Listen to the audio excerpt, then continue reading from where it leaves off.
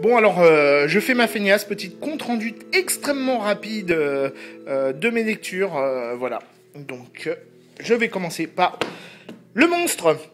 Un super récit, on est en empathie, une personne qui a complètement brûlé et sa vie après, comment envisager la vie quand on est reclus à la maison et qu'on est un monstre. Donc, c'est vraiment quelque chose que j'ai adoré, super récit. Orc, je m'attendais à quelque chose d'extrêmement pompier, un gros nanar, à la limite popcorn et c'est tout. Alors que franchement, je suis rentré dans cette histoire. C'est vraiment bien. C'est beaucoup plus profond que je pensais. Orc. À lire.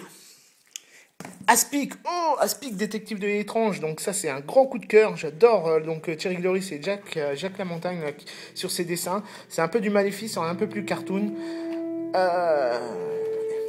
À lire, je vous le conseille franchement. Screening, bon, c'était moyen.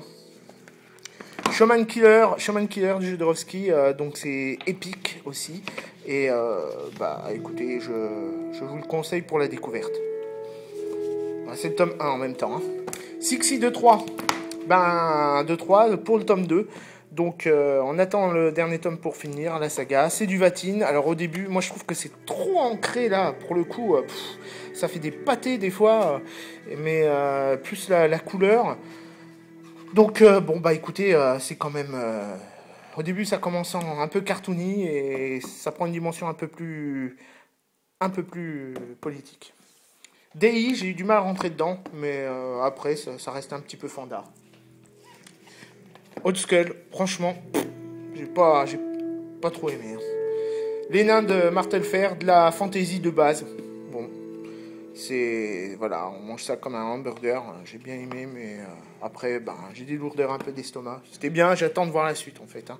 Des dieux et des hommes, le retour de Jean-Pierre Dionnet, dans la BD. Écoutez, pareil, c'est le contexte, c'est le tome 1, on reprend le début, c'est futur, des dieux... avec une communauté humaine qui vit dans une bulle, des affrontements de dieux un peu super-héros. Écoutez, pourquoi pas, on verra la suite. La Brigade Chimérique, là on est vraiment dans la qualité. Brigade Chimérique, qui n'a pas à pâlir face à la Ligue des Gentlemen Extraordinaires d'Alan Moore, du comic book français. Voilà, Brigade Chimérique, à l'époque de la Brigade du Tigre. Non, franchement, un bon truc.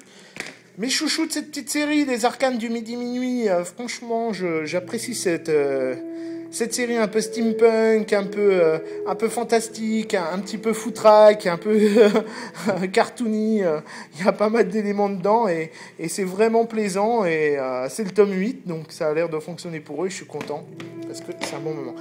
Volodrine! Enfin, la fantaisie que j'attendais... bien écrite, dessinée par Les Reculés, donc le combo Chauvel Reculé, ceux qui ont fait Merlin, à ne pas rater. Donc là, on n'est pas dans une saga celtique, mais vraiment dans de la fantasy, je dirais de la low fantasy. J'ai pas vu de traces énormément de magie, et donc on y rentre vraiment. C'est la fantasy que j'aime et pas trop glam et assez adulte. Donc franchement.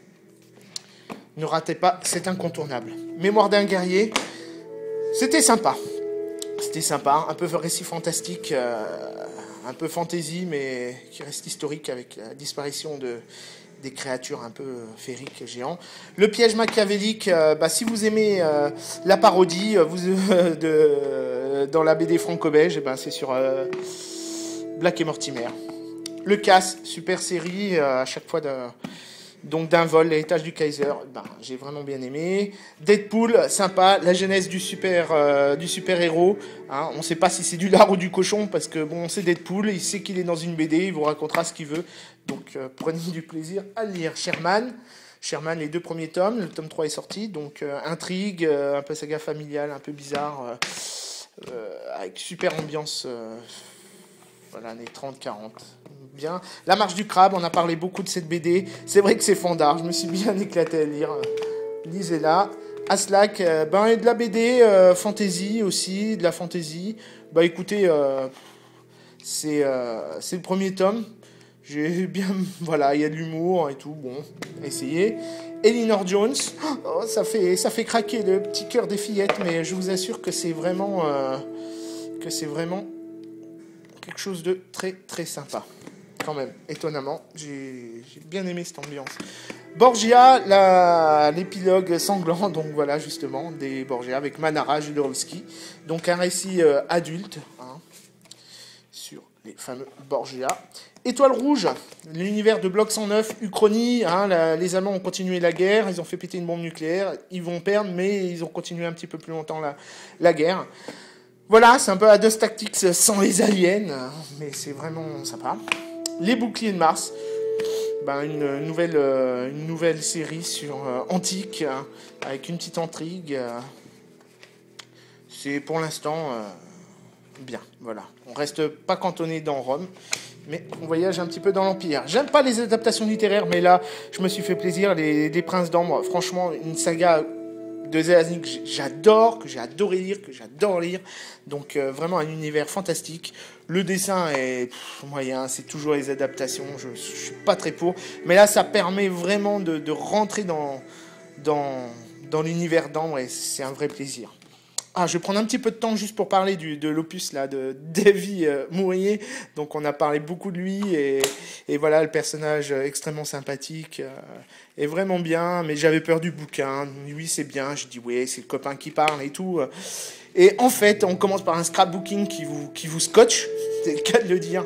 Et ensuite, on rentre dans ces histoires de psy. Oh là là, j'avais peur du clown triste et tout ça.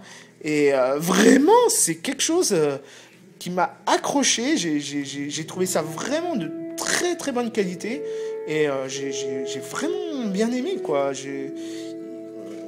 N'hésitez pas en fait, hein, essayez de vous le procurer et puis vous me direz ce que vous en pensez. C'était vraiment un bon truc.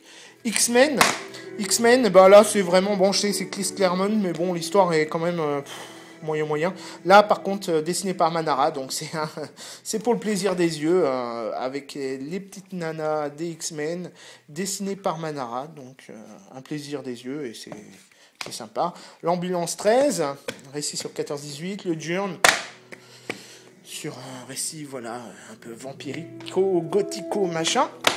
Donc c'était sympa, sans plus. La mémoire d'Abraham, encore une adaptation et du bouquin de Marek Elter.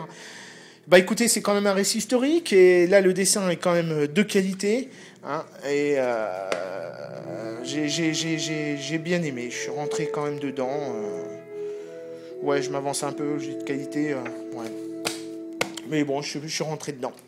Quoi, Indiana Jones en Tom Selleck? Non, pas du tout. C'est la Compagnie des Ténèbres. C'était un récit d'aventure. Bloc 109. L'univers, donc bah pareil, un autre récit guerrier dans l'univers. Le réseau Bombis, oh là là, on l'attendait ce tome 3, j'ai enfin mis la main dessus, j'ai pu lire la fin de cette trilogie, un peu steampunk comme ça, et donc les dessins très léchés, super chouettes. La fin est un peu surprenante, mais sinon, enfin c'est pas un défaut, hein, c'est... Voilà. Et on va terminer par Murena. Voilà, la série qui, si vous avez aimé Rome, justement la série télé, eh ben vous aimerez Murena, avec ses intrigues de cour et dans la ville de Rome. Un dessin vraiment là pour le coup, vraiment superbe. Et bah écoutez, hein, ça suit, lisez les 7 premiers avant et rentrez dans cet univers qui n'est pas si éloigné de nous en fait.